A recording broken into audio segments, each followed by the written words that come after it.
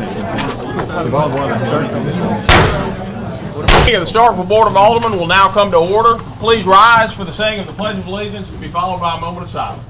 I pledge allegiance to the flag of the United States of America and to the republic for which it stands, one nation, under God, indivisible, with liberty and justice for all.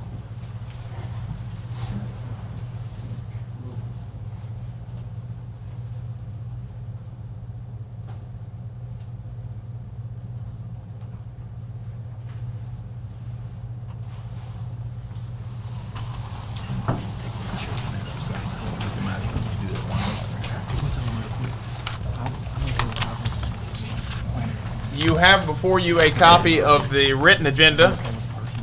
Are there any proposed revisions to the agenda as written? Alderman Perkins. Mr. Mayor, I was going to yield to the gentleman from 7, but let me take care of one matter, then I'll yield the floor to the gentleman from 5. All right. Mr. Mayor, we have a matter on the agenda under the building,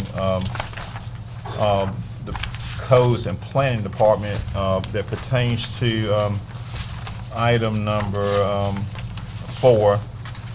Request consideration to approve P&Z item number CU 1202, a request by Second Baptist Missionary Church to allow expansion of a place of worship in R2 single-family duplex zoning district located at 314 Yates Street in Ward 7.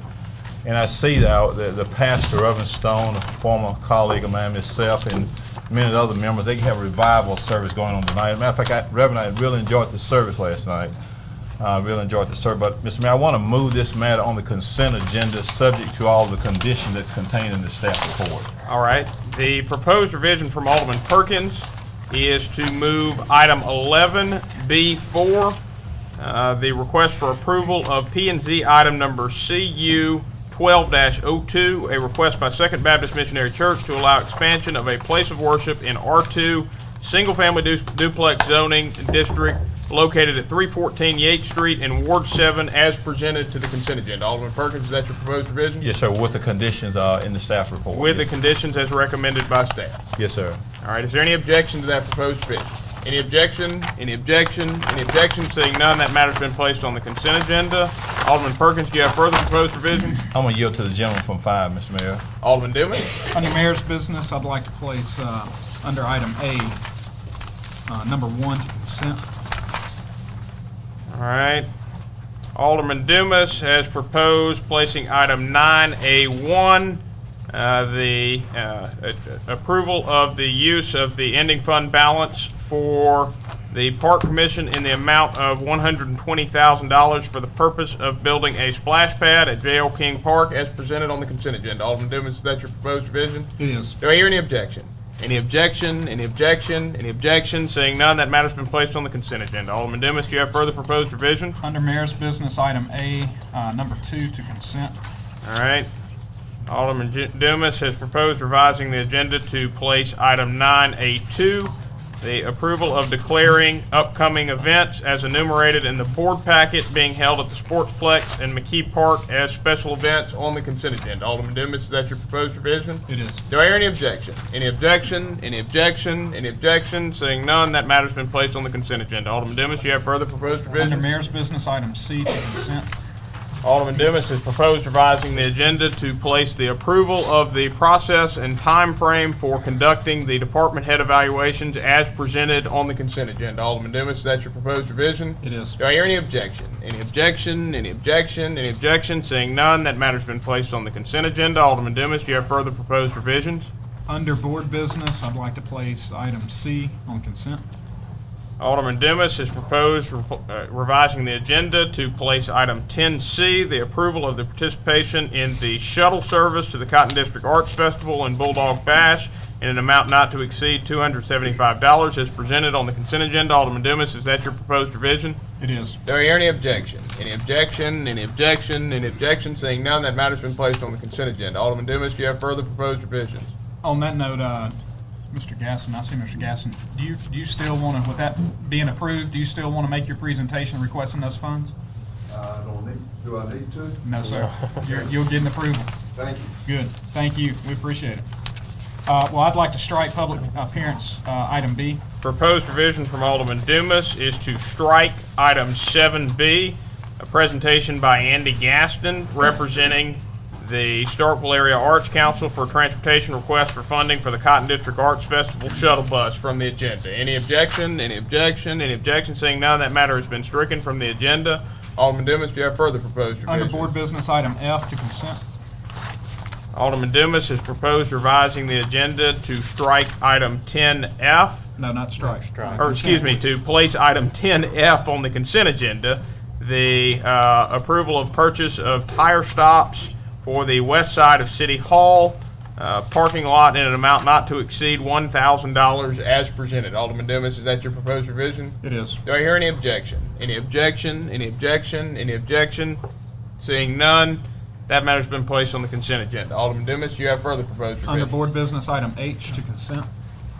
Alderman Dumas has proposed revising the agenda to place item H, the approval of the attendance of Alderman Ben Carver to the Mississippi Airport Administration Conference in Biloxi, Mississippi from May 9th through 11th, 2012 with advanced travel authorized as presented. Alderman Dumas, is that your proposed revision? It is. Do I hear any objection? Any objection? Any objection? Any objection? Seeing none, that matter's been placed on the consent agenda. Alderman Dumas, do you have further proposed revisions? Under personnel, item 1 to consent. And I do have a question on that. I know there were some dates enumerated by our personnel officer. Do those need to be included in this? And I don't have those dates with me. Mr. Boyd? Yes, you should have an handout answer. Oh, it's on the table? That is to, for a time frame not to exceed September 30th. Okay, so item 1 to consent with the dates enumerated in the staff report on the table. Alderman Dumas has proposed revising the agenda to place item 11I1, the approval of hiring Shonda Deloach and Ashley Reams for court security officers as presented in the handout placed on the table on the consent agenda. Alderman Dumas, is that your proposed revision? It is. Do I hear any objection? Any objection? Any objection? Any objection? Seeing none, that matter's been placed on the consent agenda. Alderman Dumas, do you have further proposed revision? Final item under personnel, number 2 to consent. Alderman Dumas has proposed revising the agenda to place the approval of the hire of Gregory Perkins as Operator 2 in the Wastewater Division of Public Services as presented on the consent agenda. Alderman Dumas, is that your proposed revision? It is. Do I hear any objection? Any objection? Any objection? Any objection? Seeing none, that matter's been placed on the consent agenda. Alderman Dumas, do you have any further proposed revisions? I yield to Mr. Parker. Alderman Parker.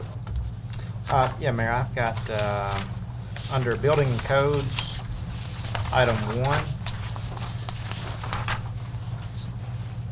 All right, the proposed revision from Alderman Parker is to place the approval of P&Z item number RZ 12-02, a request by Carissa Hendricks for a zoning change from R1 single family to RM Mobile Homes MHP MHS located at 1587-2 Bluefield Road in Ward 2 as presented on the consent agenda. Alderman Parker, is that your proposed revision? With conditions.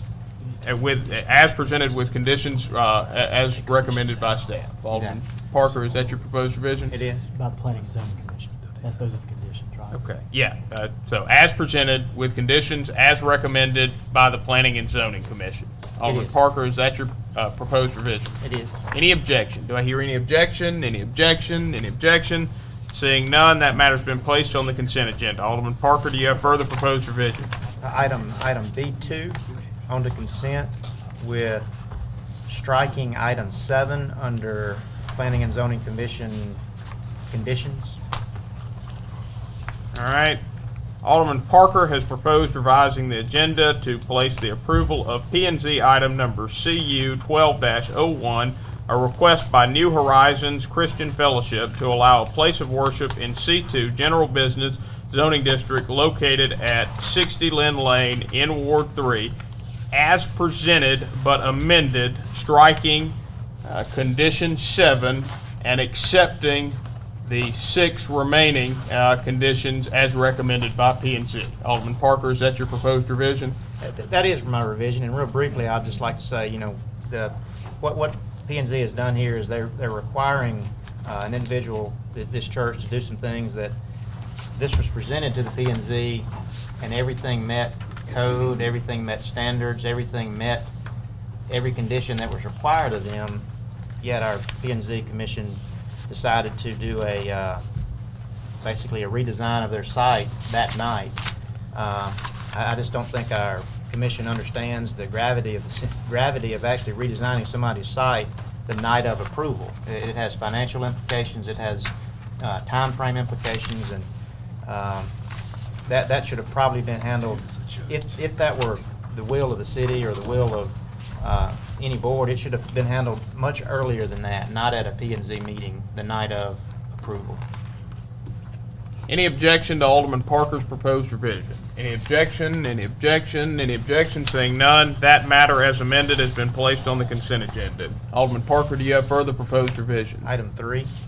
Alderman Parker proposes revising the agenda to place item 11A3, the approval of P&Z item number FP 12-01, a request by New Horizons Christian Fellowship for approval of 4J ILP Lynn Lane Final Plat Phase 2 located in C2 General Business Zoning District at 60 Lynn Lane in Ward 3 as presented. And did you have comments, Chris? No, I didn't. On the consent agenda. Alderman Parker, is that your proposed revision? It is. Any objection? Do I hear any objection? Any objection? Any objection? Saying, is that an objection? No, sir. Any objection? Any objection? Seeing none, that matter's been placed on the consent agenda. Alderman Parker, do you have further proposed revisions? That's it at this time. All right, are there any further proposed revisions from the members of the board? Alderman Vaughn. On the Building Code and Planning Department, item number 5. Alderman Vaughn has proposed revising the agenda to place item 11, excuse me, it's 11B. I think I said 11A a minute ago.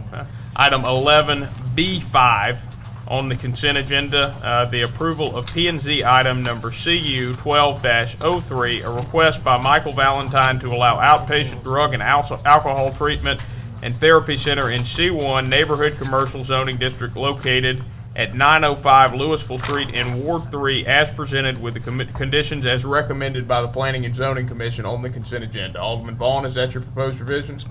Do I hear any objection? Any objection? Any objection? Any objection? Seeing none, that matter's been placed on the consent agenda. Do we have any further proposed revisions at this time? Any further proposed revisions?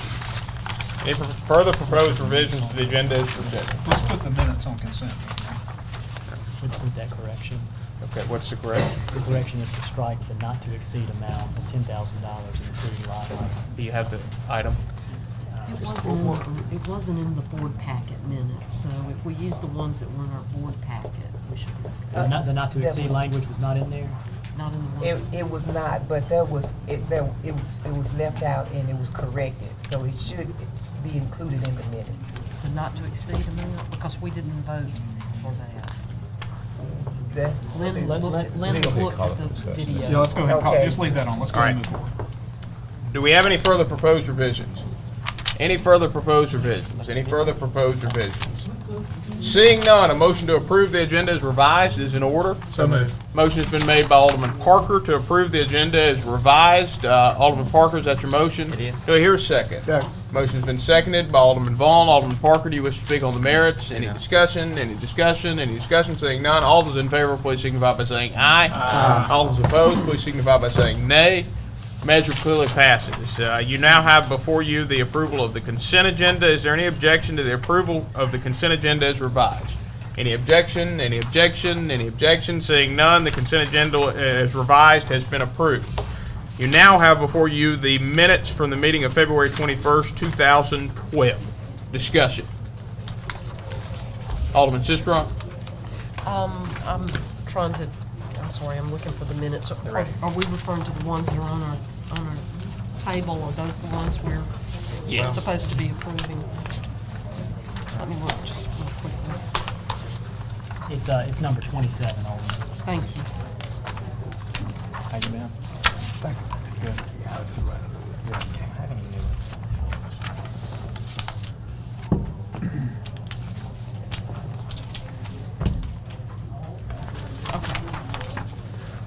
No objections. Well, we need to strike that part of the title that says not to exceed. Oh, is that where it says it? I don't see it. I didn't have the only copy. No, I got- you have the corrected copy. Yeah, I have the corrected You have the corrected copy. We need to approve them as they're in the packet. This Well, came it- from the board packet. I think Lynn needs to speak on the issue. She's the All one right. who did the research. But we need to determine what minutes we are discussing, and then we'll let Lynn speak on her research. What minutes? I don't see the change in the new minutes. Do you? I didn't have any new minutes. No.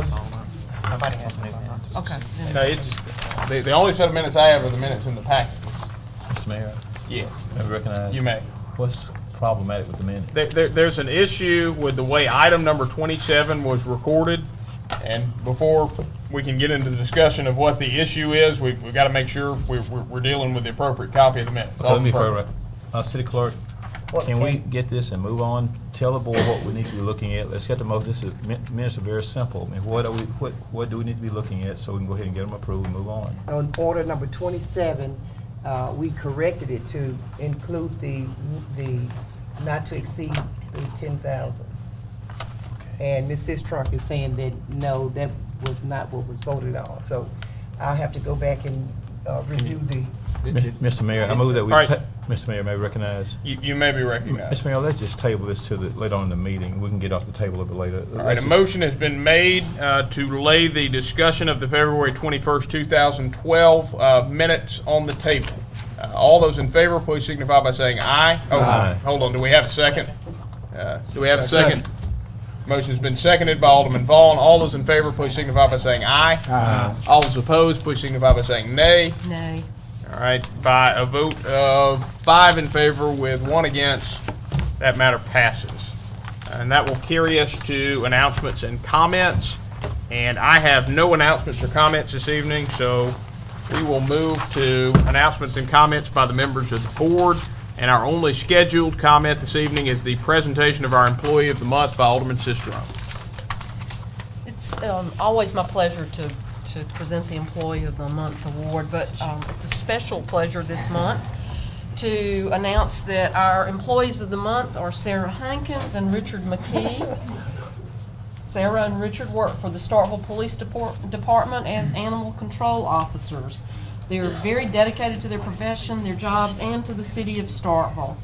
Recently, many of y'all may have read, Sarah and Richard helped determine that several wild animals around the community were carrying a viral canine disease. Upon this discovery, Sarah and Richard helped alert the public and educate them on the dangers of this disease and the proper procedures to prevent contamination to domestic animals. Sarah and Richard always show that willingness to go the extra mile. Recently, Sarah and Richard volunteered their personal time and helped in the removal of 108 dangerous animals from a property in Noxubee County. For this effort, Adam Periscondola, director of the Humane Society of the United States, sent a letter commending them for their excellence and their professional assistance. Sarah and Richard are certified Level 3 animal control officers. This is not a requirement for their job, but they both took the initiative to become certified to enable them to be better animal control officers. Sarah and Richard never complain about their jobs, even though they lack some of the resources that would make their jobs easier and safer. They both are hardworking and dependable and are a valuable asset to the Starkville Police Department and to the city of Starkville. Therefore, we're proud to recognize Sarah Hankins and Richard McKee as Employees of the Month for April 2012.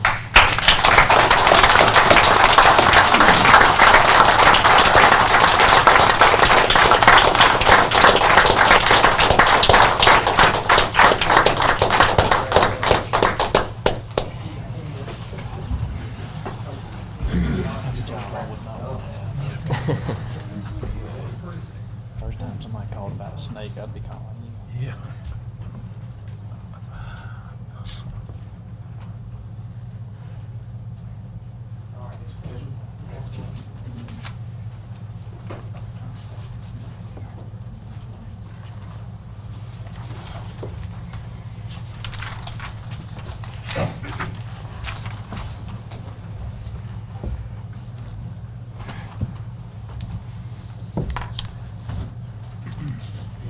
All right, we have no further scheduled announcements or comments by the members of the board. Do we have any further? Alderman Carper. I've got a couple. I'm gonna catch Sarah and embarrass her one more time before she gets out. But on that note, we had some snakes in our neighborhood, and it was a safety issue, I guess, and and they came out. I was really, really impressed with Sarah and Richard coming out there. And when most people run and retreat, they go toward the things that most of us don't want to go to. But they did an excellent job. So just thank you again. Anytime to embarrass you. The second, I know we put this on consent agenda, but I do want to recognize the J.L. King splash pad. I think that's pretty forward thinking by the city of Starkville. We started discussing that early in our term. A lot of us started seeing the ideas at the MML conference that we go to in the summertime. And so that was, that's decreasing liability for the city. And I know the attendance in the pool has been down over the last several years.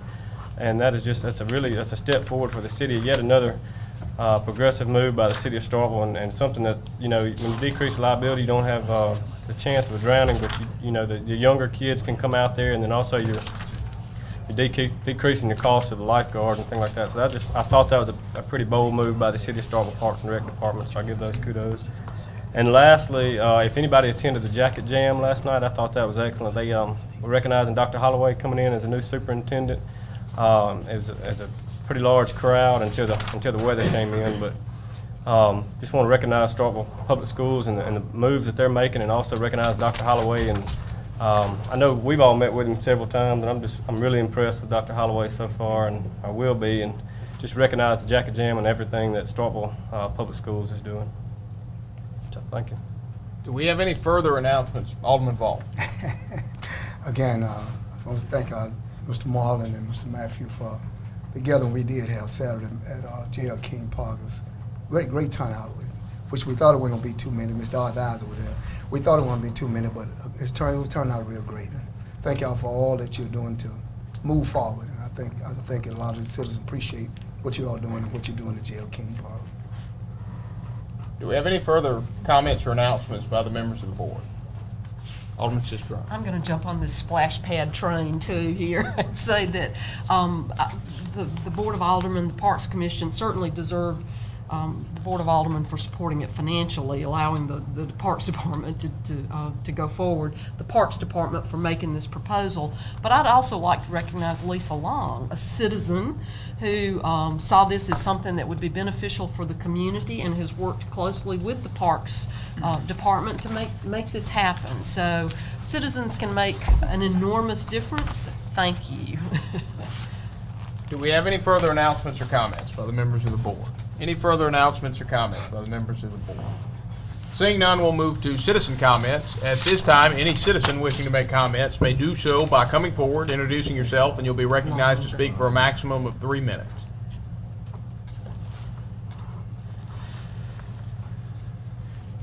Good evening to the mayor and board. My name is Alvin Turner, Ward 7.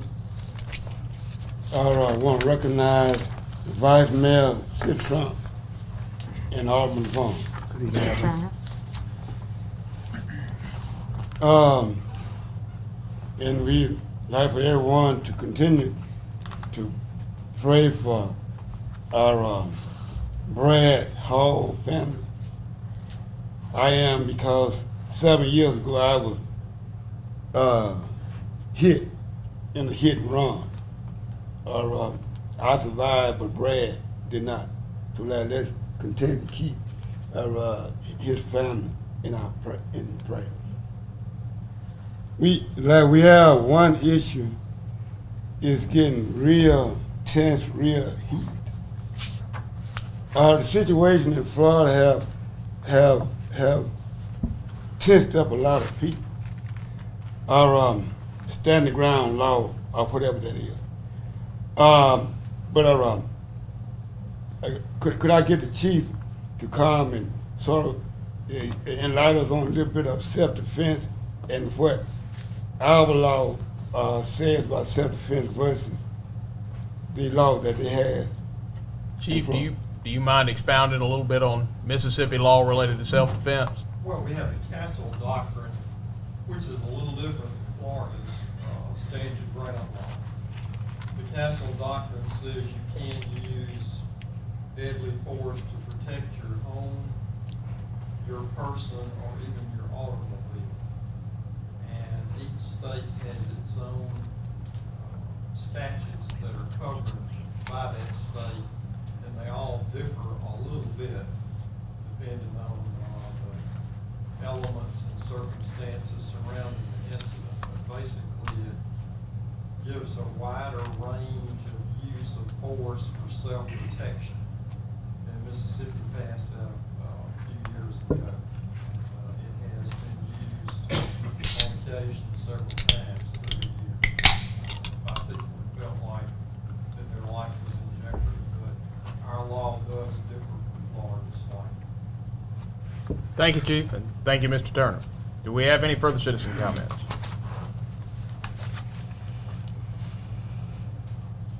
Honorable Mayor Parker Wiseman, to the Board of Alderman. My name is James Little, and I come to you again this evening on behalf of COCO, Council of Community Organization of Tibbiao County.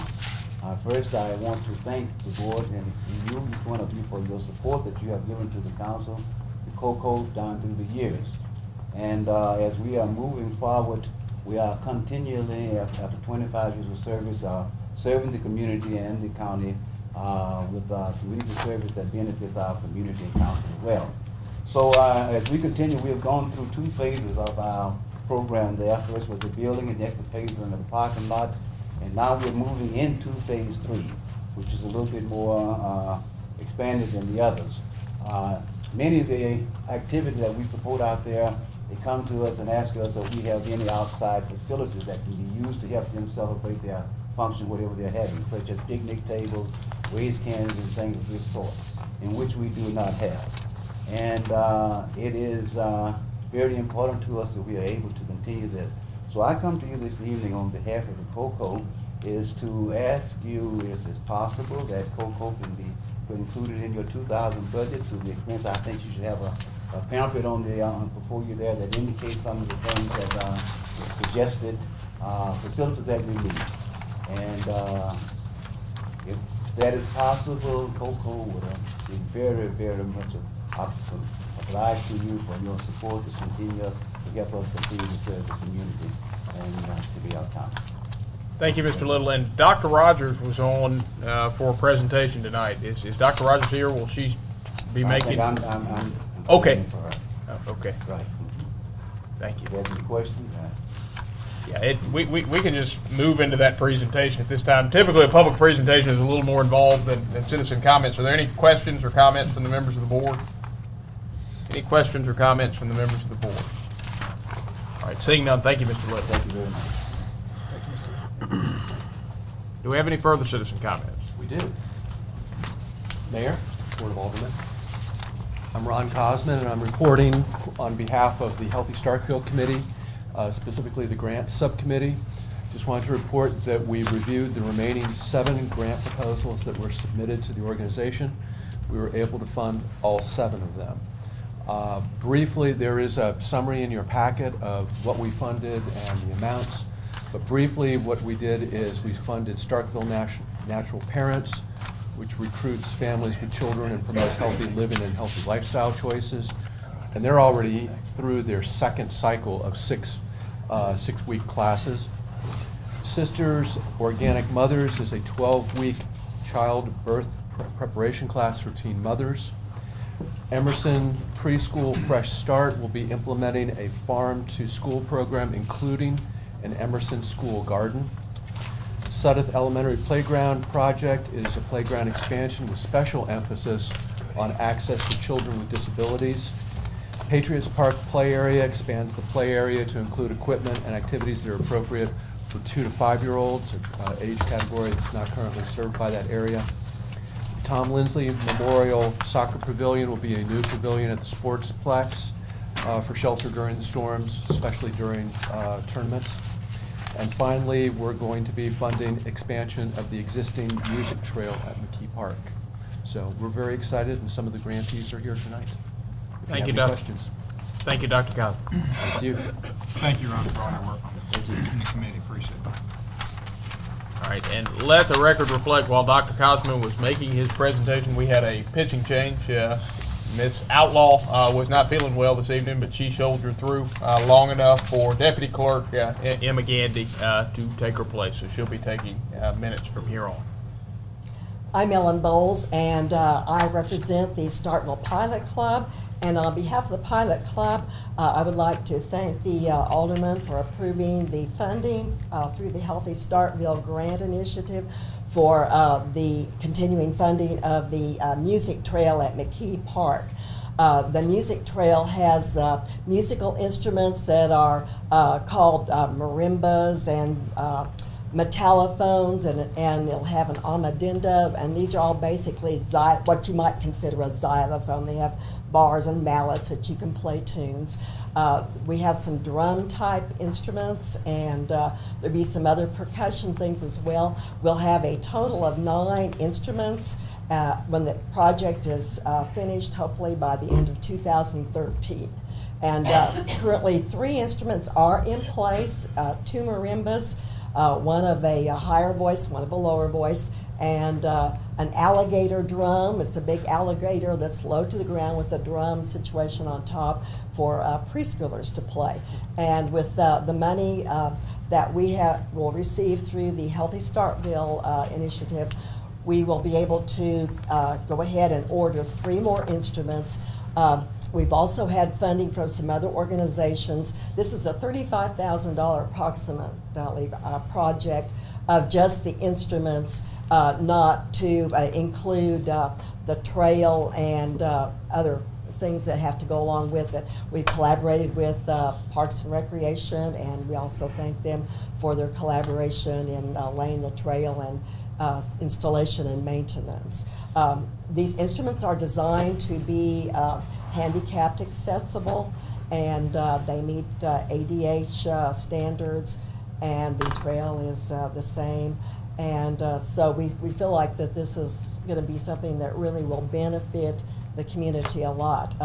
Pilot Club is a part of the Pilot International organization, which has a focus of awareness and prevention of brain disorders, and research has shown that musical experiences help improve intellect and reasoning and other things that really do affect the brain. So we think that this is going to be a great thing, is already a great thing, and will continue to expand and provide great activities to help the brains and just for great enjoyment and among many other positive things about it. Thank you very much. Thank you, Ms. Bowles. Do we have any further citizen comments this evening? Any further citizen comment? I'm Lisa Long, and on behalf of the Emerson Preschool Parent Teacher Organization, I wanted to thank all of you and the Healthy Starkville Committee for our Fresh Start grant. We're going to use that money to buy locally grown vegetables and fruit for the children at Emerson Preschool. Also, it will allow them to play in the school garden that we have and have educational experiences there, grow their own food, herbs, and veggies. And then lastly, hopefully raise awareness about the importance of starting healthy eating habits at a very young age and developing a palate for healthy foods as you grow. So thank you. Thank you, Ms. Long. Do we have any further citizen comments? Hi, I'm Allison Doyle, and I represent the Sisters Organic Mothers grant that was funded. I just want to give thanks for that. It's a program that will educate and support pregnant teenagers. I've worked with similar programs in Tupelo and Oxford, and they were both very successful.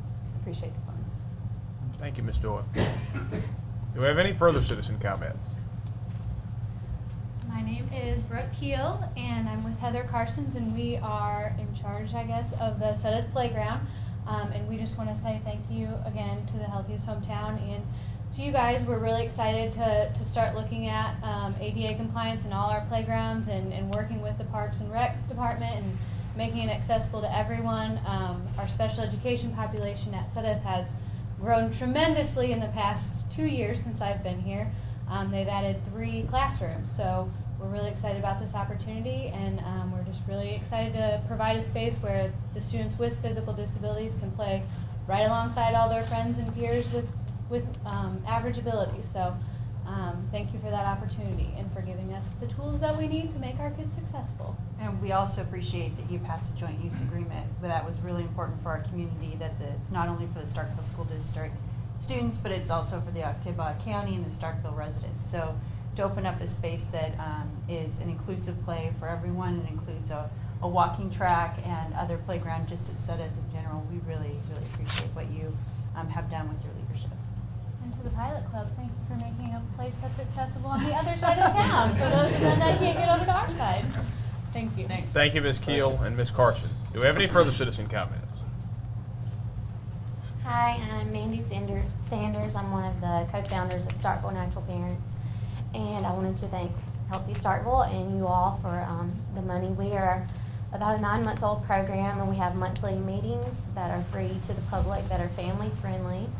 We provide information on healthy lifestyle options in our community, and we look forward to expanding with this money. And one thing that we didn't expect from the program was that we've had a lot of people moving to Starkville or potentially moving to Starkville contact us looking for their options for healthy foods, their farmers market, or to pursue their active lifestyle. So we're excited about that, and thank you again. Thank you, Ms. Sanders. Do we have any further citizen comments? Hi, I'm Rob Leach, and past president of Starkville Soccer. I just want to say thank you guys so much, and ladies, for your support of Starkville Healthy U and the granting process and everything.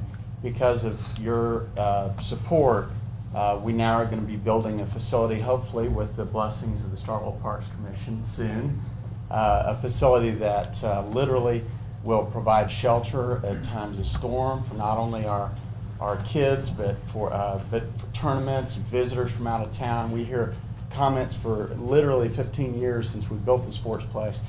Where's the pavilion? We need to have a pavilion and whatnot. And this just really is a huge deal. And we're also positioning this, the Parks Commission authorized positioning of this facility so that it can even be shared by Starkville softball activities, and the churches that play youth softball and whatnot will have access. So anyway, thank you again for your support of youth and sports. This means a lot. 600 players, 1,200 parents, accessing soccer facilities in Starkville in a growing adult soccer program as well. So thank you so much. Thank you, Mr. Leach. Do we have any further citizen comments? Any further citizen comments? If I could, I've got a, Alderman Dibble? well, if there's no more. I know I said thank you, Ron, but I want to say that, you know, when we looked at this Healthy Starkville thing, and I remember when, I guess it was the three of us, were you at the meeting, you know, we were surprised by getting the $50,000. We knew we had a great application. But I'll be honest, I didn't think the mini grant thing was the best case for the program. But I stand firmly corrected, because I think this is a fantastic, you know, testament of how that money has been distributed to really impact a number of organizations that are doing great work in the city of Starkville. So kudos to you and everybody for all the work that y'all been doing. It's really great. Thank you. Thank you. Do we have any further citizen comments? Any further citizen comments? Any further citizen comments? Seeing none, that will end our citizen comment periods, and I will just echo everything Alderman Dumas said. You guys are doing an excellent job. Thank you very much for the service you provided this community. At this time, since the presentation on behalf of the Council for Community Organizations has already been made without objection, I am going to move through that item. Any objection? Any objection?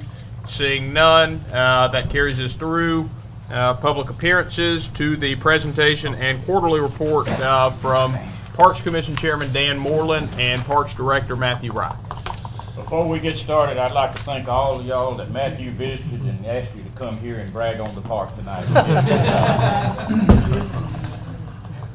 Are you done? Go ahead. Just ain't never gonna do right.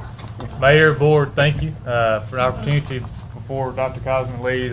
You know, 3 of the grants that was granted, 3 of them directly impacted the parks, and they did such a great job, not just because it impacted the parks, but we're very appreciative of the subcommittee's work, and so thank you.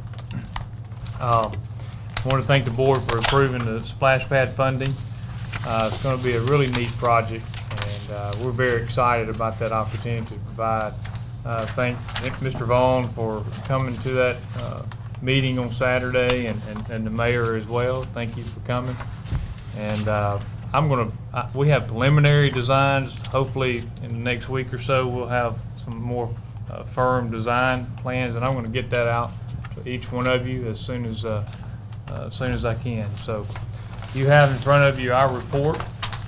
We won't take a lot of your time. You probably saw it, read exactly what we have going on. Our sports programs are either holding steady or increasing. Our special events like movie night was a huge success, and we'll continue to provide those opportunities throughout the year. And our financial report was attached for you to read as well. So I think Mr. Moreland has a few comments, and I'll try to answer any questions that you may have. Some of the things in the future is we're going to have our golf camp again. We want the kids to know that there's more sports out there than probably what they're accustomed to. Our splash pad, Mr. Vaughn was there and very helpful on that. He said that the meeting started off a little slow. We were supposed to start at 4 o'clock, but everybody knew Dorothy was there, so they didn't come early. But once she got out of the way, they all showed, Dorothy's not here, I don't want to talk about it. But anyway, Dorothy's a big help to us over there, and Mr. Vaughn was a good help. We had turning on of the lights, the softball field and at the park. It really lights up that part of town whenever you turn the lights on, because it's $80,000 worth of lights, and of course with the new technology, it's easier to run those and cheaper than it was what we had over there, and we didn't have very good lighting system. Back to the splash pad, we hope to have it in operation before the summer is over. With all good intentions, that's what we expect to do. We had a rugby match between Auburn and Mississippi State over there the other day. That's something to see. If you've never seen a rugby match, and if you do go to one and they got the video camera up, don't do like I did, stand beside it and ask stupid questions, because everything I said was on that video. Didn't sound good. I couldn't tell whether they were fighting or praying or what they were doing out there, but we were glad to be able to accommodate them, and they'll probably use it some more. But everybody's using the park a lot more. A lot more activity going on over there, and in all the parks, and with all the citizens and the people that has come in here today. Without their help, we couldn't be where we are today. We appreciate it. Do we have any questions or comments from the members of the board for Chairman Moreland and Mr. Rye? Any questions or comments? Yeah, one minute. Alderman Sister. Y'all probably hear this all the time, but I went to an 8-year-old baseball's tournament a couple of weeks ago that was here in town that involved teams from around the state. It was a traveling baseball squad that was had a small tournament. But I heard more comments from people who were out of town saying what nice parks facilities that we had, and that they wish they had things like that in their town. So our parks are something that we should be very proud of, and are proud of the work that y'all do for us there. Thank you. Any further? Alderman Dumas. I know you're still working on design, but as far as intent with the splash pad, you'll take up the swimming pool. I actually brought the preliminary design, so I'll, at an appropriate time, I'll hand that out, but the intent is demoing the entire site.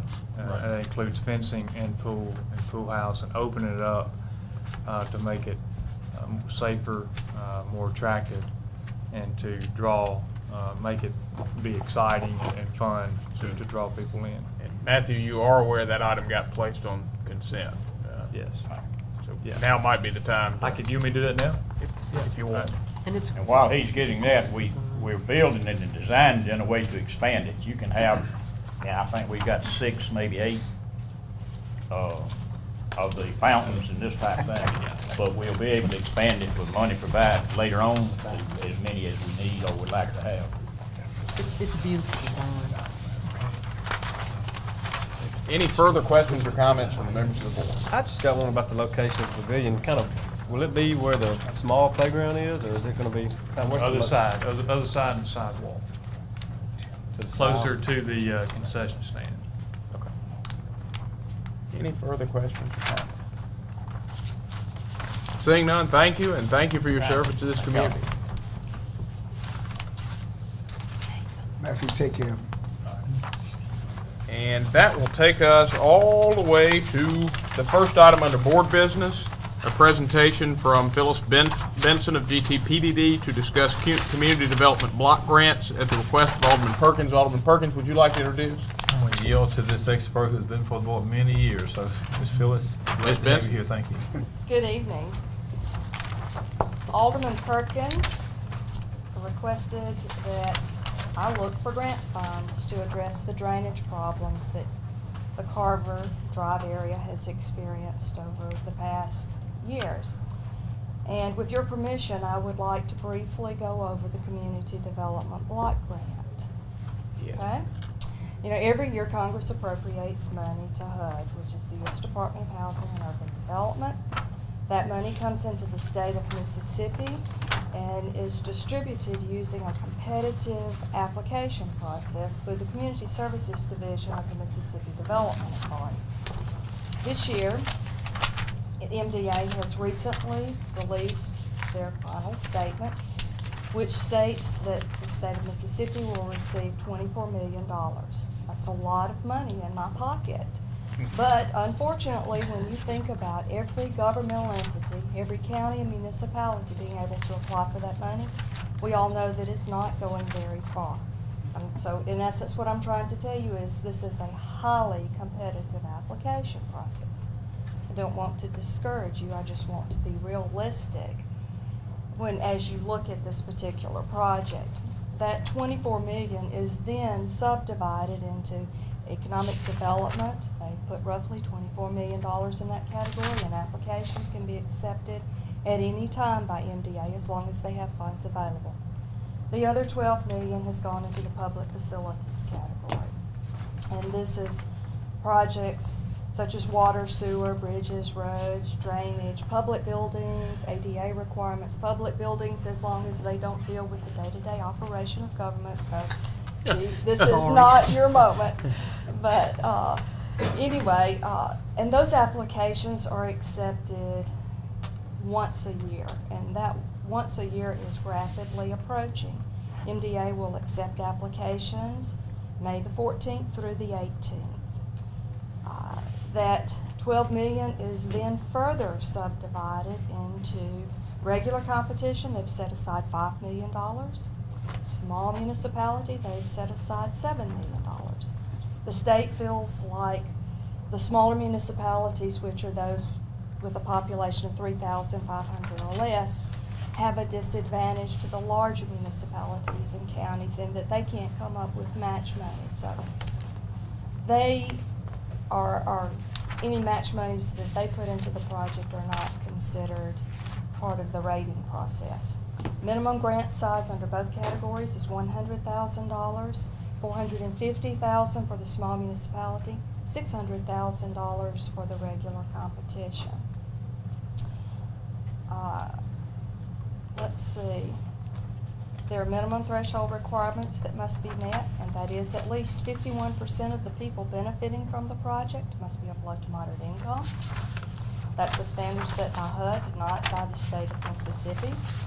And you must not have any open public facility projects, whether that be regular competition or emergency. Your last public facilities project was to address the sewer problems in the Rock Hill area. That has been successfully completed and closed out. And then your most recent emergency was to address the problems being experienced by the force main at the lagoon. And that project has been successfully completed and closed out. So, you are ready to rock and roll. We can submit another application if indeed you are ready to apply. Their rating factors: low mod, beneficiary percentage, documentation of need. This is the only subjective category. You know, it's where I can pull out the violin and I can load the shovel and we can go to town. But unless I have supporting documentation, I'm just paddling upstream. So that is a critical issue. Priority category of activities. Water and sewer has been and will continue to be, I feel quite certain, #1 priority. In fact, if you have a water or sewer project that is serving an area not currently being served, then you'll get bonus points.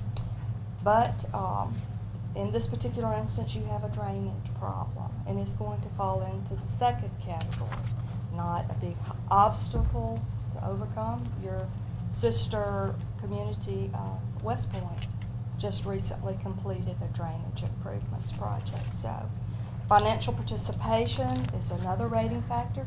In fact, because funds have become so tight, the state's decided that they will give you bonus points if you are able to exceed that dollar for dollar match.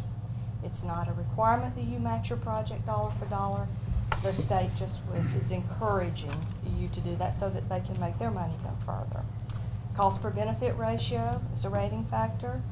And also a gap county, well, being a gap county, which Oktibbeha County is, you'll get you some extra bonus points. So the first step would be to pass the resolution authorizing us to submit an application. A public hearing has to be held. This year, the state's asking that we hold that public hearing within the project area. We don't have to do that, but we do need to take an opportunity to inform the general public of your intent to apply for this. We do that by advertising once in a paper of local distribution, waiting 14 days but no more than 20 days to conduct that public hearing. It can be in conjunction with the board meeting, or it can be separate from a board meeting. And once the applications are submitted, they fall under a review by the MDA staff, which generally takes, 4 or 5, maybe even possibly 6 months. Usually it's late summer, early fall before we know which projects receive funding. So are there any questions? Mr. Mayor, may I Alderman recommend- Perkins. Just a few friendly questions, a few short questions, based on the answers already, just for the public. The applications required to be submitted around the middle of May, is that correct, Ms.? That is correct. They will be accepted by MDA the week of May the 14th through the 18th. And conservative guess that we should know at least on about September the 15th of 2012 as to whether or not we award the application primarily thereabout, on or about.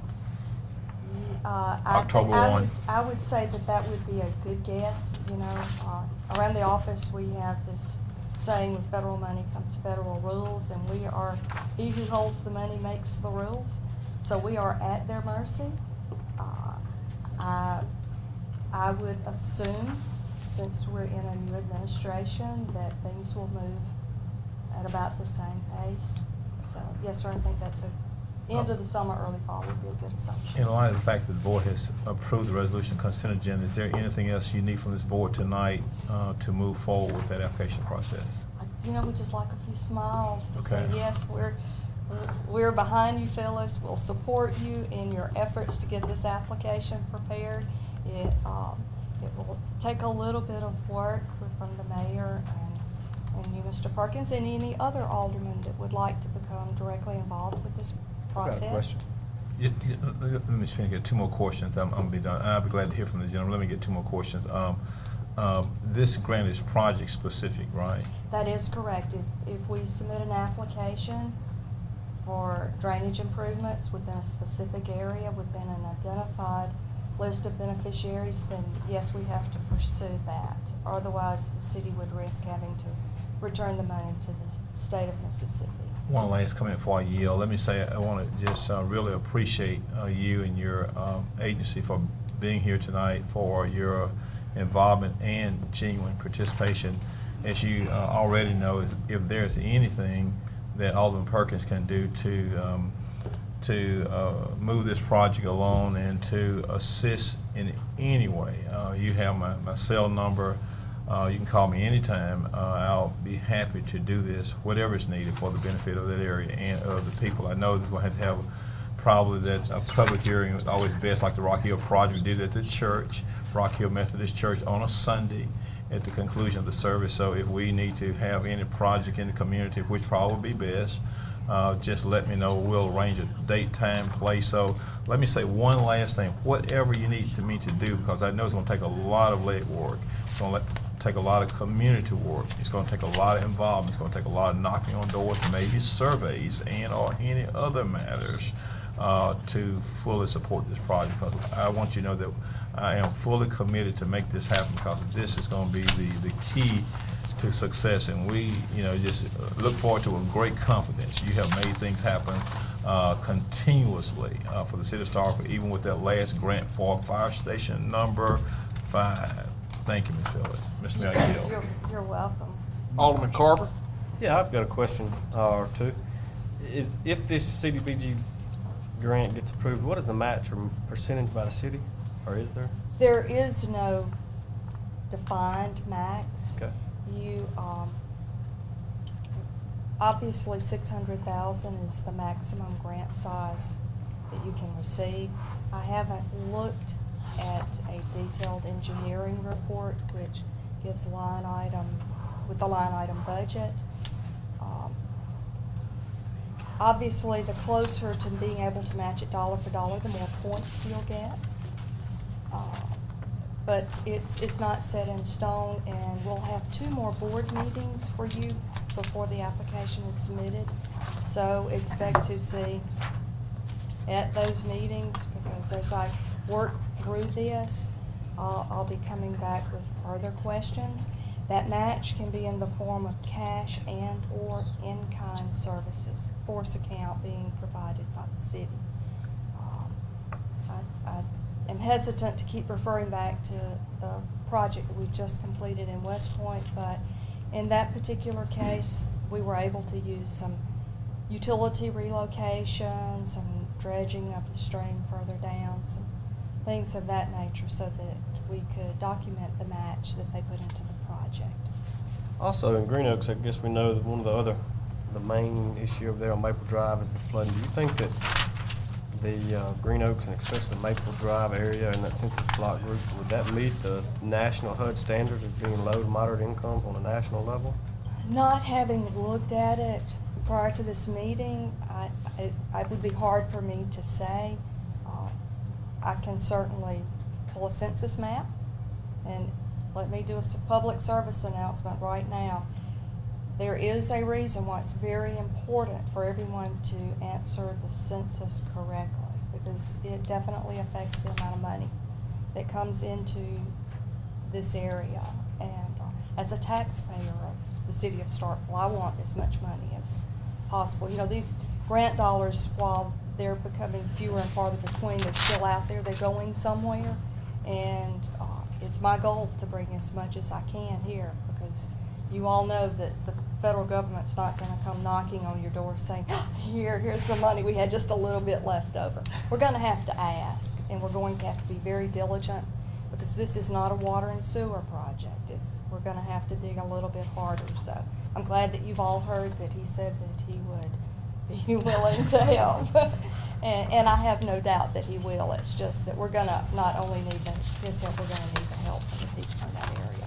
But I'll be glad to look at that. You can give me a shout tomorrow. You gonna be at the office tomorrow? I should be. I should be. Okay?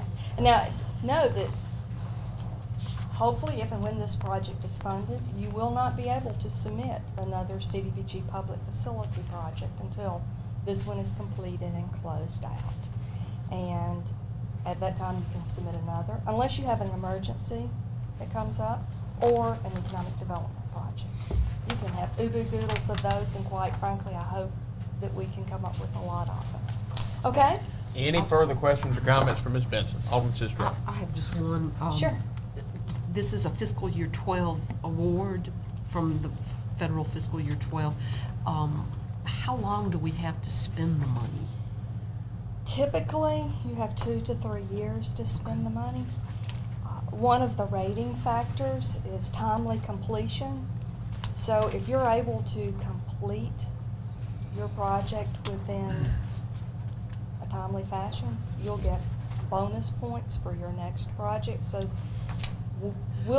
even after the application is submitted, we'll go ahead and start the environmental review process. Obviously, this one being in a floodplain, where it's going to take a few extra steps. So we can go ahead and get as far as we can so that we can hit the ground running. It's you can gain points that way. Not having been funded in a the past 10 years, you'll get points. Obviously, you're not going to get any there. Utilizing a minority or female-owned business in your previous project would get you some extra points. That's, we solicit minority and female-owned businesses by certified and signature mail throughout the administration process, but we can't control who the lowest and best bid is. So there are a few factors in there that we can't control as far as the rating system goes. And obviously, we have an incentive to spend the money as quickly as it comes in, because that then opens the opportunity for applying for another grant. But given that things never go to schedule, I just wanted You're to right. ask. Best laid plans. Right. Okay, well, thank you. Ms. Benson, thank you. We'll proceed forward. One question real quick for the board. Is it okay if I conduct the public hearing maybe at the Park Pavilion? Or do you want it in conjunction with a board meeting? I was intrigued by your holding it after a church service idea. Oh, I've met with them twice out there. So. Whichever is best, whichever you recommend, Phyllis, you're the expert in this. Well, no, I mean, it's the will and pleasure of the mayor and board, whatever you'd like for me to do. I think that park structure would be a great place to have it. The Parks Commission held a public forum there on Saturday. I thought it went really well. Okay, then I'll get the notice to the paper. I'll coordinate with the mayor and Alderman Perkins. And the Parks Commission, because they will control that schedule over that. Okay, I'll do that. Ms. Benson, thank you. We ready to roll. But we are, yes, sir. Let's roll to Knox Pater. Thank you, Ms. Benson. We will now hear a report from Dr. Jeff Markham on the status of the Census Institute study for the comprehensive salary survey for the city of Starkville. Dr. Markham? Good evening. I want to just briefly go over what some of the major objectives of the study were when we were contacted at the, I guess, 2 board meetings ago, and then give you a brief status update as to where we are today. What we're currently doing right now is we would like to update all of the job descriptions that we put together back in 1997. You've got a lot of job descriptions that are simply out of date. You've got a lot of job descriptions that just don't exist. We've added a lot of positions here in Starkville over the past 10 or 15 years that we need to look at. Once we get all the job descriptions put together, we can use those as a basis for actually looking at how your salaries compare to not only comparable cities throughout the southeastern United States, but also, and I would put a direct emphasis on the cities and counties in your local labor market. We want to know what all the cities and counties in the Golden Triangle are compensating their employees. So once we get all of that data put together, we'll have a pretty good idea of how competitive you are externally. Now, some of this will be a repeat of what we did 15 years ago. We will also want to look at your city internally. We want to see if like positions throughout your city are getting comparable salaries. For example, if you've got a secretary in the Public Works Department making a lot more money than the secretary in the Police Department, why is that? We want to go and try to pinpoint those areas and give you a pretty good idea of where you stand internally. Once we get all of that data put together, we'll be able to make recommendations for, all of your positions throughout your city. It's going to be a process that is very dependent upon when we can get the job descriptions completed. With a lot of cities, you can get those done fairly quickly, but since Starkville is a fairly large city, obviously, and we haven't really updated these in a while or created new ones in a while, so we're looking at probably having job descriptions completed sometime mid to late summer, and then at that point we'll be able to begin the salary survey process, which is dependent upon when we can gain the data from the comparable cities as well as the local labor market cities that give us their data. And hopefully we should be able to meet the deadline that was passed on the consent agenda at the last board meeting that I was here, and have this to you by late fall and give you something to look at for the budget hearings for next year. So with that, that's a status update of where we are at this point. Do we have any questions or comments from members of the board? Any questions or comments from the members of the board? Any questions or comments? Seeing none, thank you, Dr. Markey. Thank you. All right, the next matter on the agenda is a report from the Audit and Budget Committee. Alderman Sistrum. Randy Scrivener, who's our auditor, the auditor and partner in charge of this audit, is here, and I'm going to let him answer any specific questions that come up. I know that most people are not as interested in this as some of the rest of us are, but I wanted to point out that for the purposes of the casual observer, that we received a clean audit opinion. If you're interested, there are copies that I'm sure can be made available to you, and it will be posted online at some point.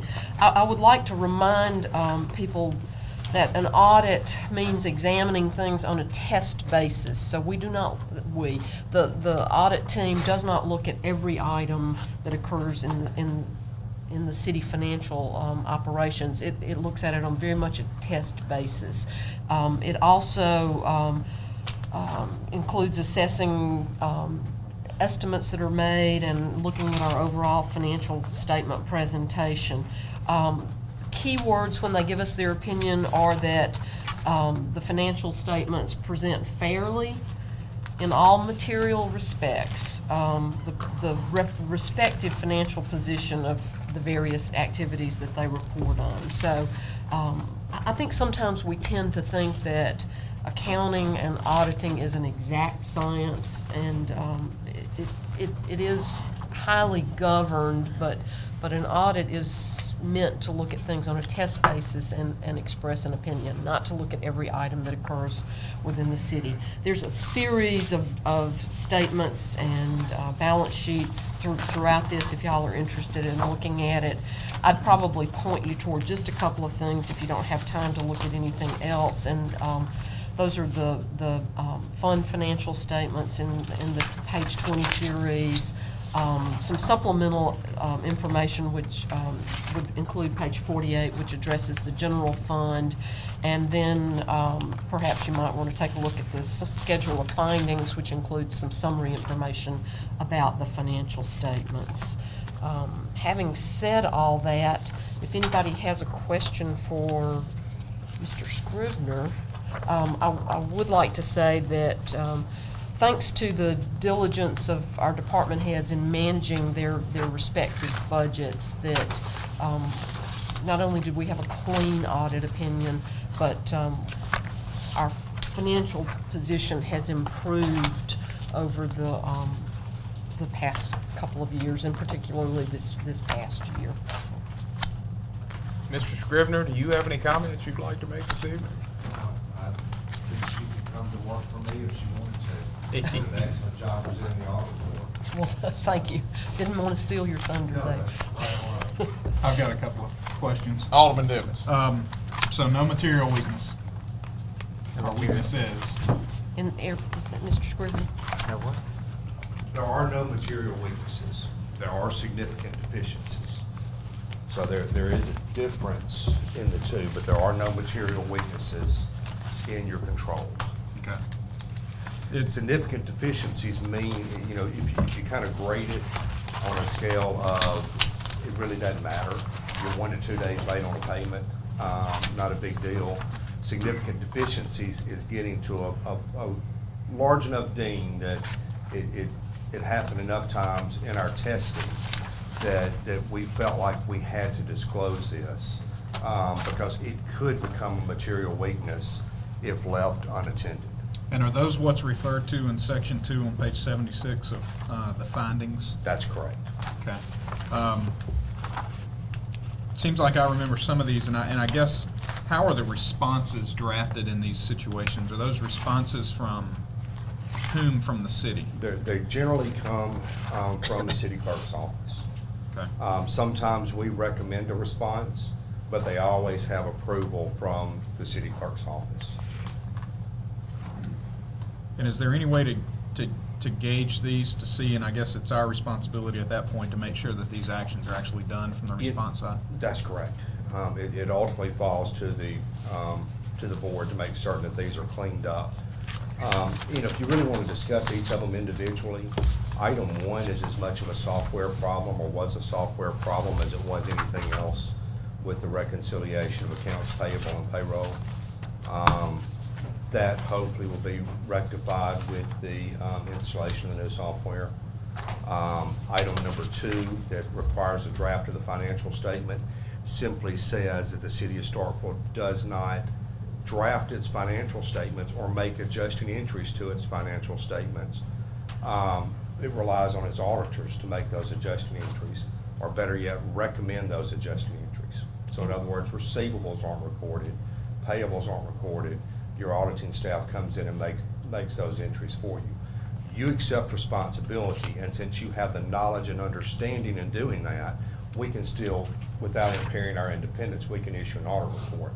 But you're still not following up that step, which is not a normal course of an audit. Generally, when we go into an audit, we have a set of financial statements that the adjustments have been made on. That's the reason finding number 2 is in there. Could I say, and that comes at a cost to the city, and that also means that if we look at financial statements throughout the year, they're going to be misstated because That's we're not correct. doing those things on a monthly basis. That's absolutely correct. When you get into items 4 and 5, those to me, if I had to gauge a significant item, actually 3, 4, and 5, that's getting into your federal funding. That's getting into the area of, we don't have one system for dealing with our federal awards. We have multiple systems, and all of them work, and all of them are good, and we don't have any misappropriated or misaccounted for funds. But it's kind of a challenge to go in and get your hand on a single piece of paper. And our revenues are kind of scattered all over the place, and it requires several adjusting entries to get to that point. If you're focusing on somewhere, those are the 2 or 3 areas that you really focus on. Item 6, of course, is on the issue with the payroll tax. I don't want to be premature, but we're having some very positive conversations regarding that. And I hope to have something to city officials in the next day or 2 regarding that issue. But these are what's considered significant deficiencies. If you went into my work papers, and, you know, this area, you know, as Alderman Sistrunk said, we use a risk approach method. We don't audit every transaction. We probably audit 1,000 transactions, but we break every classification of your assets, liabilities, revenues, and expenditures down. And we do what's called a risk assessment. We do that by looking at the controls in place, both manually and technology-wise. We look at, do the controls cover that? Or is it just an inherent possibility that somebody can walk off with a part from the city vehicle maintenance shop?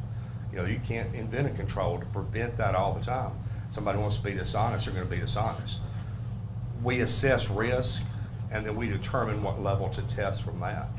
When you go through our work papers, you may find 20 items that are just, I call them little dings that, you know, this is an item we need to deal with. But it's not significant enough to make it to the back page. It's not material, which allowed us to issue a qualified opinion. Thank you. Okay. Further You questions just or use the comments? term qualified opinion rather than, okay. Yeah, on your back in the back on your Okay, control. with the controls, okay. Financials is unqualified, a clean Okay, opinion. all right. But since you did have significant deficiencies, you had A qualified qualifications. opinion. And that's good because I had just referred to the actual Right, financial statement, the you opinion referred to on the the financial statement. audit. The audit report is, I mean, the audited financial statements is a clean opinion. Further questions or comments? Any further questions or comments?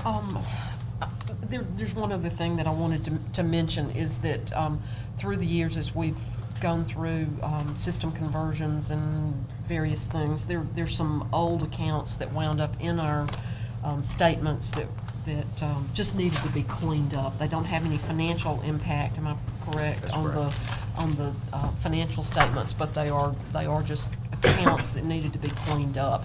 And Mr. Scrivener and the city clerk's office have worked together to put together a journal entry that will allow us to get those off the books. So with that background, I'd like to move approval of the acceptance of the final audit report from Watkins Ward and Stafford for the fiscal year 2011 and a journal entry for a cleanup of outstanding accounts. Alderman Sistrunk has made a motion to approve the acceptance of the final audit report for fiscal year 2012 from Randy Scrivener of Watkins Ward and Stafford to include a journal entry for a transfer and cleanup of outstanding accounts as presented. Alderman Sistrunk, is that your motion? Yes. Oh, did I say 12? Oh, that should have been fiscal year. Did I say 12? No, 2011. and I was reading 2011 and said 12. So that motion, as stated, with the exception of 2012 being 2011. Alderman Sistrunk, is that your motion? It is. Do I hear a second? Second. Alderman Dumas has seconded the motion. Alderman Sistrunk, do you wish to speak on the merits? Any discussion? Any discussion? Any discussion? Seeing none, all those in favor, please signify by saying aye. Aye. All those opposed, please signify by saying nay. Measure clearly passes. Thank you, Mr. Scrivener. Thank you. Mr. Mayor, may I be recognized? You may. Mr. Mayor, I see my former colleague, Mr. Bob Smith and Mr. Portera in the audience, and I was thinking about moving them on up, but I guess we'll soon be to the point on the agenda. I just don't want them to have to wait much longer. And just saw Mr. Smith here and Mr. Portera, but I guess we'll soon get All we to them. have is this and the fire department claims document. Right. Okay, very well. I just wanted to recognize them. I'll try to be brief. Yes, sir.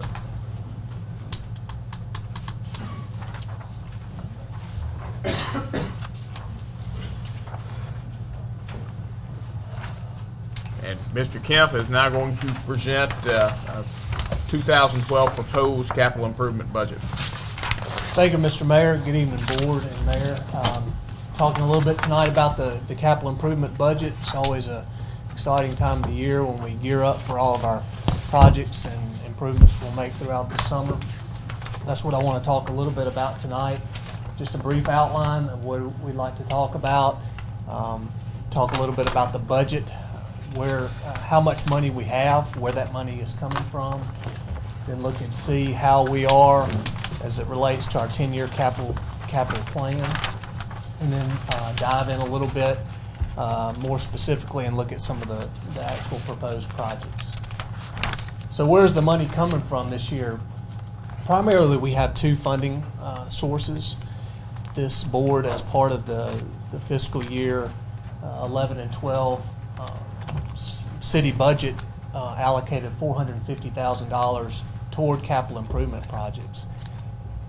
Now, in addition to that, we just received a report on the audit, and from that audit, we had a very favorable audit report, and there were some surplus funds derived from that audit. And it's my understanding that the Budget Committee has recommended to transfer $350,000 of that surplus to capital improvement, which will definitely bolster this budget, bringing us up to around $800,000 total budget.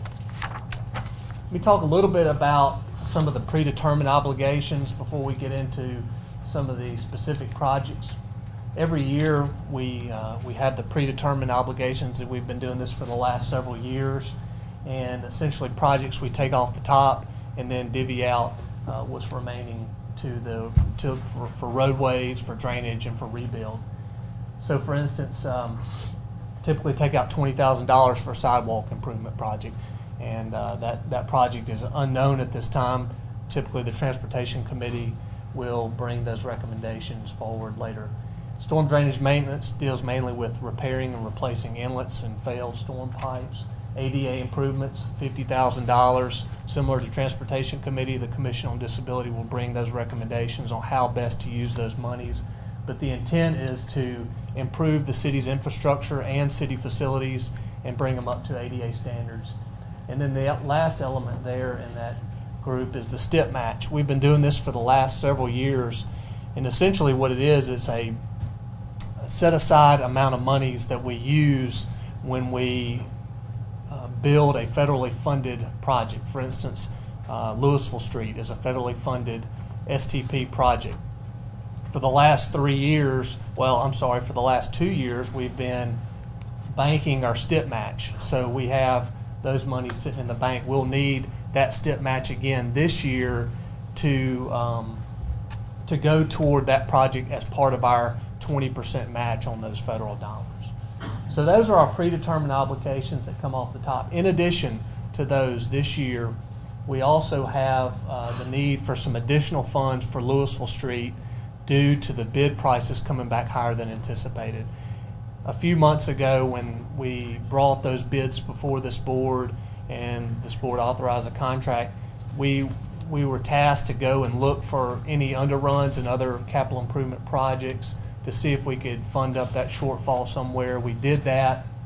Unfortunately, we're unable to find those funds, so that additional $110,000 will need to come out of this year's capital improvement budget. So our total ballpark, our total match for Louisville Street, in addition to including the years past allocations, is somewhere in the $500,000 range, but we're also getting a nearly $2 million project out of that. In addition to the Louisville Street, the board has also authorized some additional improvements throughout the past several months. The Reed-Garrett intersection, making that a three-way stop, that was as part of the road name change. The speed tables on West Side Drive. We are progressing with the Lynn Lane right-of-way acquisition. We put a small amount of money in there. We're unsure how much that will take at this time, but I do think that's a starting point. And then the ongoing work we've been doing down on 182 as it relates to the large storm pipe investigation.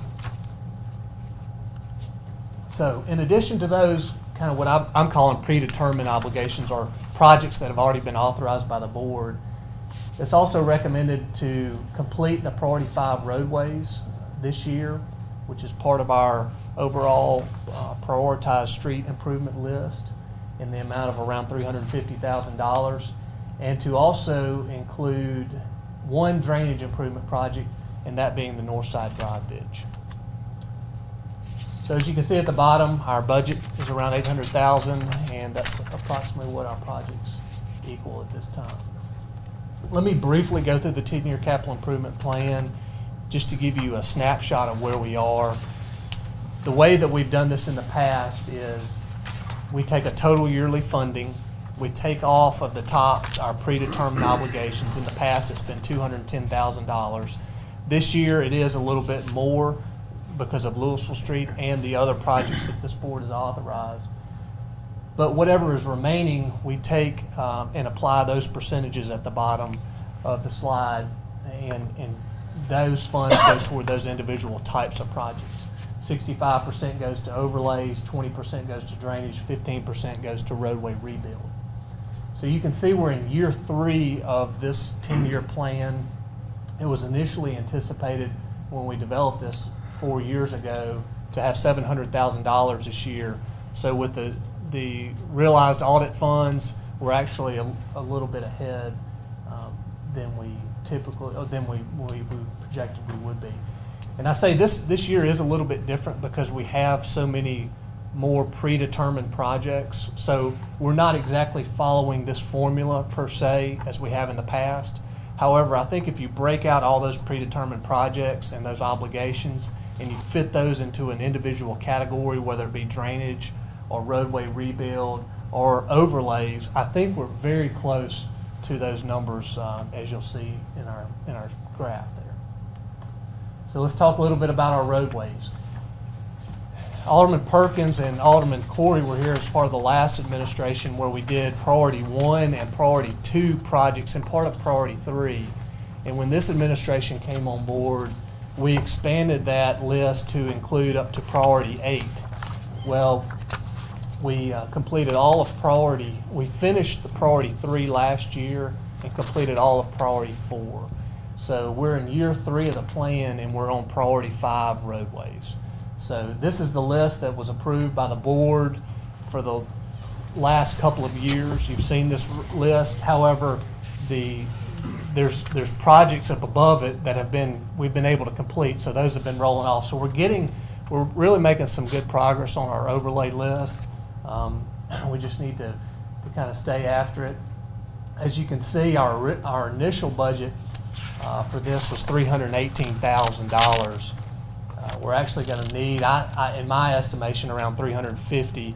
Part of that primarily due to higher asphalt prices than we anticipated 2 years ago when we first developed this list. And we're looking right now between $95 and $100 per ton, which is really a lot of money, but unfortunately it's the price of asphalt, and I don't think it's going to go down anytime soon. I do want to draw your attention to two streets on this list here that are highlighted in red, Ward Drive and Yates Street. Ward Drive is proposed on this plan to only do about 275 feet of that roadway from Gillespie Street north to basically where the road turns is in a deteriorating state, and it's definitely in need of some repair. That's why just that section is included in this, as well as Yates Street. About 5 years ago, the section right in front of Second Baptist Church was improved from the railroad tracks to Gillespie was improved. However, the northern part was not. So this plan is taken from the railroad tracks northward to Greensboro. I just want to draw those two roadways to your attention because they will not be, it's not proposed to be a full roadway overlay at this time. They would be a partial roadway. So let's look ahead to the next couple of years. Priority 6, which would be next year. We have about $413,000 if asphalt prices stay where they are today, almost 5 miles of improvements. And that is assuming that we maintain our capital improvement budgets Edward, next year. about how many miles of roadway is there in Starkville?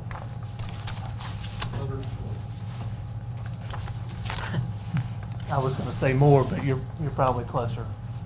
And we also look at lane miles. So Russell Street, for example, is going to have 4 lane miles or 4 lanes. So it's actually maybe only 1 mile long, but it's actually 4 lane miles long.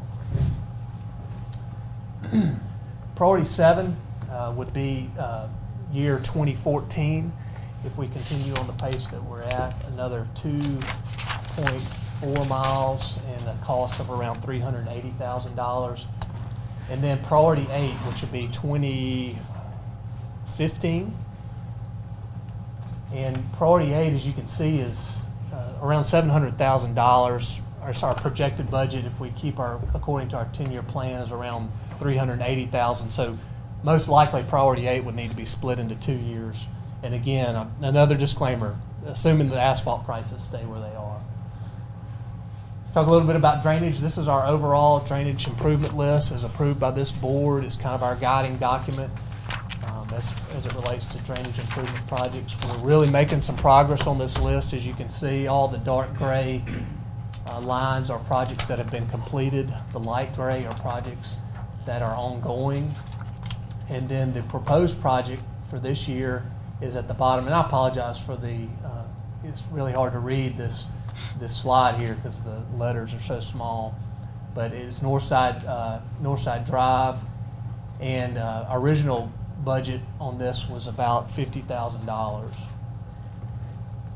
Here is our cost estimate that we put together based on actual field measurements and a little bit closer approximation of the cost. We think it's going to cost closer to $60,000. Our capital improvement budget as proposed only has $50,000. So we're prepared, we being the street department is prepared to go and provide in-kind services as far as the clearing and grubbing portion of that to prepare it for a contractor to come in and do the matting, the sloping, the hydro seeding, and the rip-wrapping if the bids do not come back favorable. So I think that we could save some money by doing that. Mr. Kemp, don't let any of those guys retire me now before you go over there. Well, we have a couple that are threatening, and I'm trying to twist their arms to stay around for a little longer. There are 3 for sure. We not tell them they can't go yet. Okay. Well, I might have to schedule a meeting with you to come down and talk with them. I will. Yes, sir. Thank you. I'm sorry to interrupt. That's okay. I guess in closing, I want to just say that I feel good about where we are. It's really a great bonus that we're able to get the additional audited funds this year and really almost double our capital improvement budget. We're making good progress on our drainage and on our roadways, and I just want to commend the board for making that commitment to our infrastructure. I know it's a lot of money. The prices are continuing to go up, especially roadways, but it will pay off in the long run if we continue to chip at it and not get too far behind. So I'll be happy to answer any questions that you may have. And Do we have any questions or comments from Mr. Kemp? Alderman Sistrunk. I have just a couple of comments. We were able to add to the funds that we had budgeted. We had hoped we would, and I can't thank the department heads enough that because of their management of their budgets, we were able to do what we thought we were going to, which is add to that funds. I think it's also important to note that we're staying on target with those plans, which is pretty remarkable given the difficult economic times we've been through. So I applaud that. Thank you for your department for trying to make the North Side Drive ditch drainage project as cost-effective as we can make it. That was one that we're able to do because we have all the easements and everything that's in place to it's project shovel ready. And I failed to mention that. That's a great point. We received the last easement about a week and a half ago with the assistance of Alderman Vaughn.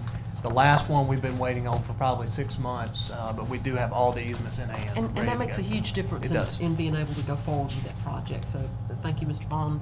Thank you for y'all managing the cost. And this is a question.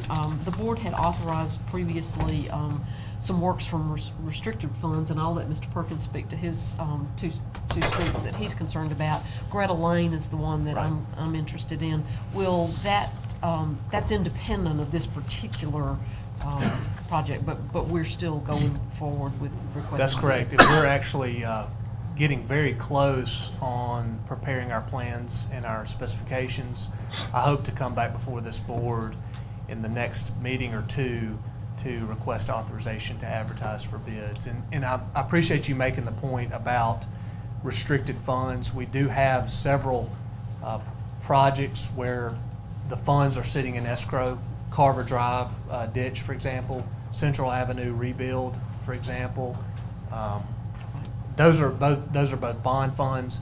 Yours not yours. The Greta Lane that you mentioned is a different type of funding mechanism, but it is sitting in a similar escrow type account as well. And then my last question, and I'm happy to make a motion to if we're done, is the drainage list that we've been working from was put together some time ago. Yes. And I'm sure, I know that I have some projects in Ward 2 that I'd like to see added to that. Should we provide you with that information so that you can at some point give us a revised drainage list? Sure, and I would love some feedback from all the aldermen in the particular drainage problems in their ward. I'll be happy to work up a preliminary cost estimate and bring that a new comprehensive list back before the board to approve. I have a couple that I have in mind as well, and so it may be good just to add to that list as well. That list was approved by the last administration, and we have made some progress on it. We still have a long way to go, but there are also other drainage needs out there. Mr. Mayor. Alderman Perkins. Thank you, Mr. Mayor. One quick follow-up to the Honorable Vice Mayor. Not only Greta Lane is in that restricted fund, but also we got Collier and Sutter within the dollar amount per the order previously approved by the board. That's correct, Alderman. Yes, sir. Yes, sir. Thank you for bringing that up. Yes, sir. Alderman Vaughn. Again, I'd just like to thank the board for approving that North Side Drive. Thank you, Mr. Kemp, for all. But I'm still, how long would be with the speed tables on North Side Drive? I would anticipate our asphalt contractor who does our overlays this summer, they would install those when they're in town. So we are, typically we like to do our overlays in the city when the MSU students are out of town for less traffic between June and end of July. So I would anticipate during that 2-month window. Again, thank all of you. Alderman Dumas? I know now that we've been in this 3 or 4 years, is it your opinion, I'm looking at the percentage here, 65 roadway, 20% drainage, 15 rebuild. Is the 65% allowing us to stay in front of significant road problems? And I know there's problems that will come up and arise, I know that. But I guess my next question then on top of that is, with the drainage projects that we have, are we missing any significant other drainage problems that could be low-hanging fruit? Now that we've done this 3 or 4 years, is that yearly percentage of overlays versus drainage versus rebuild, are we finding that to be pretty accurate? I think we've made some significant strides in the last 5 years. The last administration and the first term of this administration both did a $3 million bond issuance for infrastructure, the majority of that going toward roadway overlays. And I would say that was a major catch-up from basically to get our roads back. I would say now we're trying to just maintain and get those roads that are deteriorating. I think the 65% number is a good target right now as far as overlays, especially considering you're going to get less roads for your money as asphalt continues to rise. Now, the question I think worthy of asking is, do you reduce your rebuild number and add that to drainage? I think that's something to look at. I did not include our overall listing of roads that are on the roadway rebuild list right now, but we still have a few $1 million worth of improvements there. But as you know, they're very costly, very, it almost is a project, you have to build up 2 or 3 years worth of funds just to do one road. Are we, other than Maple and other than Carver, and now that we're doing North Side, are there other really pressing needs from the drainage side that we need to get in front of Can quickly? answer that one. It depends on where you live. Well, If it's your yeah, street, and other it's a than the pressing obvious one drainage need. at Colonial Hills, and I know that's a loaded question. I don't mean to open up the can of worms. I think that there are Okay. other drainage problems that are not included on your list. So from your on the list. standpoint, let's stay the course with the percentage we have through year 8, and we get through with the because I guess then with the life of asphalt being 10 plus years, we're gonna be right back to square one in a matter of 3 or 4 Right, years. and another thing on the drainage where we currently stand, Northside Drive project was one of the few projects on our list right now with all the acquired easements. So even if, say, we had double the money right now, there isn't a whole lot of extra projects that we could do. So there's still some significant easement acquisition that we need to get before we finish all of our drainage projects that are on the current list. Right. Now, but yes, there are other projects that will need to be addressed soon. And just one last thing, where are we with Demery, and where does this fit in as far as that process and how we move forward there? I hope Demery, by the middle or end of the month, we'll have a draft completed plan for us. And then we'll have to go through the public hearing process of adopting a capital improvement plan. Because obviously a lot of these are, especially the big ticket items, are part of that process. Thank you, this is good. Thank you. I move approval of the fiscal year 2012 capital improvement projects and authorize advertising for bids for the 2012 capital improvement projects. Alderman Sistrunk has made a motion to approve of the fiscal year 2012 capital improvement projects and authorization to advertise for bids for the 2012 capital improvement projects as presented. Alderman Sistrunk, is that your motion? I think so. Do I hear a second? Second. Motion has been seconded by Alderman Dumas. Alderman Sistrunk, do you wish to speak on the merits? Any discussion? Alderman Will Carter. this handle the North Side Drive, will this handle that whole situation? Yes, sir. It's proposed to do the entire We project. shouldn't expect to hear anything more from North Side. This will solve everything. This is proposed to clear it, to stabilize the slopes, and to get it into a manageable So we state. did that for the 53 plus in-kind services? That's our hope. So we went over budget, but we're approving that? Well, and we have budgeted in the budget right now $50,000. Our estimate is 58. So we're planning on the street department filling in the gap if the bids come over our budgeted amount. Further discussion? Any further discussion? Any further discussion? Any further discussion? Seeing none, all those in favor, please signify by saying aye. Aye. All those opposed, please signify by saying nay. Measure clearly passes. The next matter on the agenda and final matter, we do actually have two matters in open session left. Next matter on the agenda is a request for approval of the City of Starkville Fire Department claims docket. Recuse myself. We'll give Alderman Carver a moment to exit the room. Discussion. So moved. Motion has been made by Alderman Parker to approve of the City of Starkville claims docket for the fire department as of March 29th, 2012 as presented. Alderman Parker, is that your motion? It is. Do I hear a second? Second. Motion has been seconded by Alderman Vaughn. Alderman Parker, do you wish to speak on the merits? Any discussion? Any discussion? Any discussion? Seeing none, all those in favor, please signify by saying aye. Aye. All those opposed, please signify by saying nay. Measure clearly passes. Could somebody go and tap Alderman Carver? The final matter on our open session agenda tonight. Motion has been made to approve of a revision to the water tap fees as presented. Alderman Dumas, is that your motion? It is. Do I hear a second? Second. Motion has been seconded by Alderman Sistrunk. Alderman Dumas, do you speak on the merit? No. Any discussion? Any discussion? Any discussion? Seeing none, all those in favor, please signify by saying aye. Aye. All those opposed, please signify by saying nay. Nay. Nay. By a vote of 4 in favor with 2 against, this measure passes. And that will conclude our open session portion of the agenda. At this time, a motion to go into closed session to discuss. So moved.